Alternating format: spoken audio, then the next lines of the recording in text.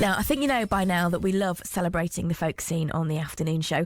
Marsha Swanson has won Best Folk Artist and Best Album at the Glasswork New Music Awards and has got out a new album called Near Life Experience. It's her third album, and I got to speak to her a little earlier on today. Marsha, thank you so much for coming on the show. I absolutely love the title of your album, Near Life Experience. It's so clever. What was the thinking behind it? Oh, wow, I'm very pleased to hear that. Thank you. Yeah, I mean, I'm very interested as well to hear other people's responses to it and what it makes them think about. I mean, for me, it was really a very big question of what, if we flip around the concept of a near-death experience, which we're all used to and familiar with, what would it mean to nearly live? And what would it mean to have lived, or to reflect back and say, I lived? It brings up so many questions for me. I heard something recently, and it was, but I wish I could be more articulate now to remember it off the top of my head perfectly, but it was essentially thinking, don't look back at all the days that have gone. You now have to sort of wake up as if it's the first day of your life, because you've got potentially X amount of years ahead of you.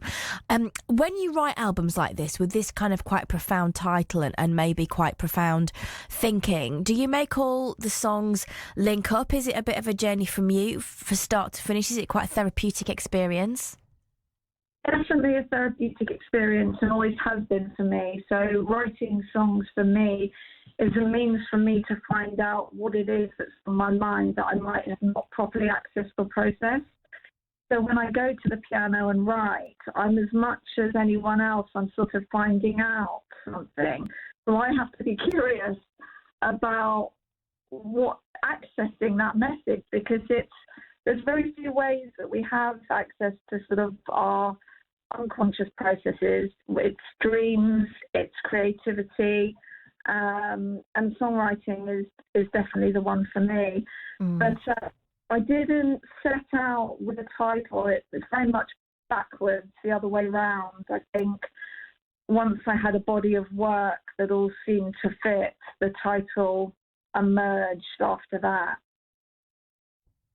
I wonder what, if any, impact that response from your fan base give you, because I've interviewed so many artists on the show, and they always say it's really amazing to know that you've written a track that's gone out into the world and has affected somebody's life, and maybe even been at their wedding or funeral.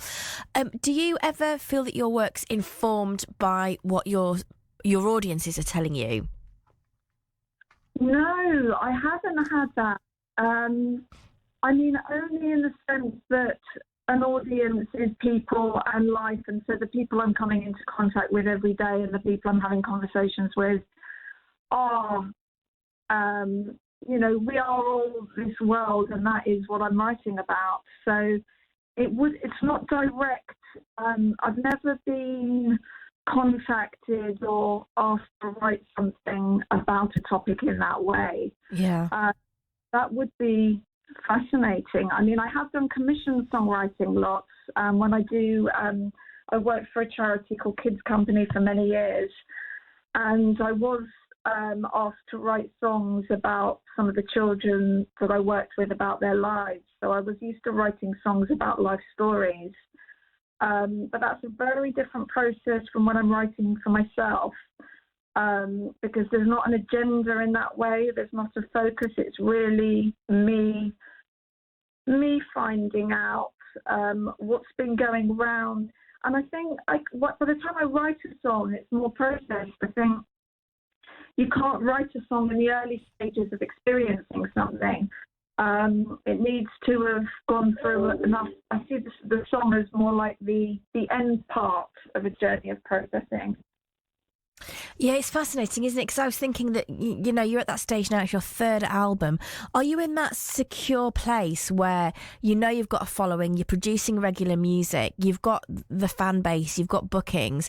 But the music industry is such an insecure place. I do wonder if, do you ever feel that you've made it, or can you ever really rest on your laurels and be happy with your success? Very good question. Yeah, there isn't. I think you do have to define for yourself what your idea of success is. And I remember being asked by my brother a long time ago, and I remember when I was younger saying, "Oh, when there was a record in the shop or when it was played on the radio."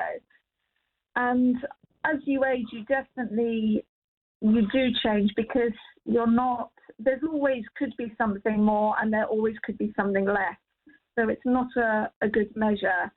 And if you're sort of measuring in that way, it's a bit like if you were measuring your happiness by the next house or the next partner or the next car, or it's, I think for me, to create something of meaning that is helpful to me is a first point. Yeah. To get sounding how I'm happy with, that would be a second point.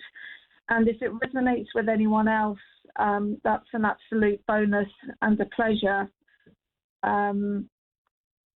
So I think for me, I'm defining it as, if I can live my life in a way that allows me to do my creativity, then that's already... That's amazing. Yeah. That's so interesting. And where can we get the album, and when can we see you on tour? I appreciate, so many artists have got so many different conflicting schedules, and you'll be in the studio and things, but what about touring? Will you be coming on tour soon?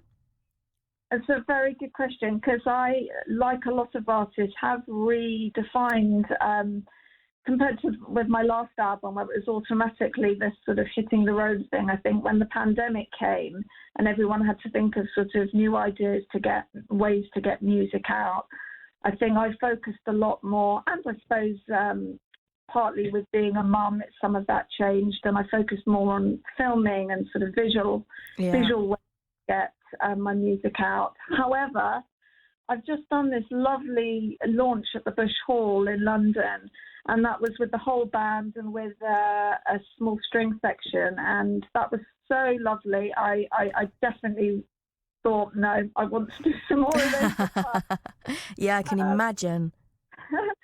So, and I played some lovely, it was a long time ago now, but some lovely intimate sets there was one in Cambridge. It was the Living Room. I don't know if that venue Oh, still. yeah. But I will be looking into setting up, after that experience, I am going to be looking at doing some more live performances. So I will keep that updated on the website. And where can we get near life experiences? Is it in the shops? Do we just go to your website and stream it? How does it work in this modern age? So it's on all the sort of main platforms, Spotify and iTunes, and yes, through Bandcamp you can get the physical CD if you're like me and you still like the physical. Obviously all the streaming sites and YouTube. YouTube is where you can watch all the videos as well, because I've got some videos for all of the last singles on it. Amazing. Marsha, thank you so much for coming on the afternoon show today. As I say, always really happy to support music artists, because we need music in the arts in these dark times. So thank you so much, Marsha, and thank you for coming on. Oh, that's lovely. Thank you very much for having me. Oh, she was lovely, wasn't she, Marsha, there? I don't know if you're familiar with her work or if you've got any of her tracks. Do let me know what you think. If you want to drop us a text today, 81333, WhatsApp 08000 321 333. Start your message in the usual way.